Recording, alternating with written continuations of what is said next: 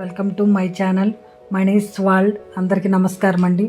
ఈరోజు నేను ఉప్మా చేస్తానండి. గోధుమ రవ్వతో హెల్తీగా టేస్టీగా ఉంటుందండి. చాలా సింపుల్గా అయిపోద్ది.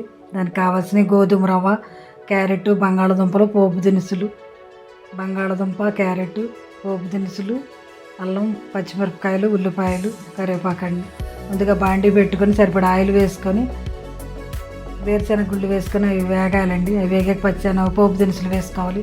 అవి కూడా వేగాక ఎండుమిరపకాయ తుంచుకొని వేసుకోవాలి. తర్వాత కరివేపాకు వేసుకోవాలండి. ఈ కరివేపాకు కూడా ఎక్కువగా వేసుకుంటాం, చాలా మంచిదండి ఆరోగ్యానికి, మన హెయిర్కి కూడా చాలా మంచిదండి.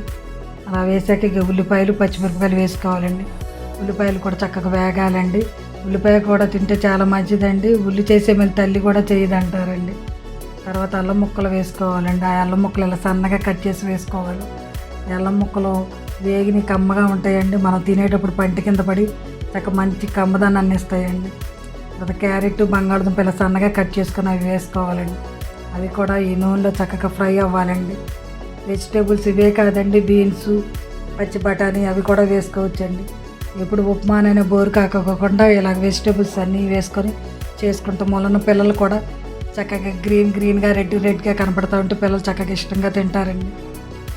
గోధుమ రవ్వతో కూడా చాలా కమ్మగా ఉంటుందండి.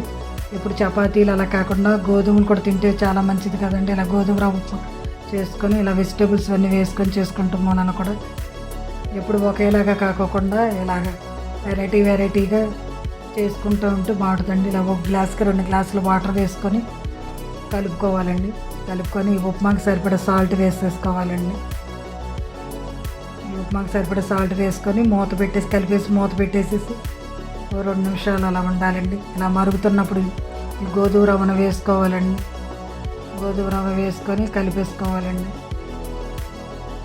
అంతేనండి, చాలా హెల్తీగా టేస్టీగా ఉంటుందండి ఉప్మా. వెజిటేబుల్స్ అన్నీ వేసుకున్నాం కనుక పిల్లలు చక్కగా ఇష్టంగా తింటారండి.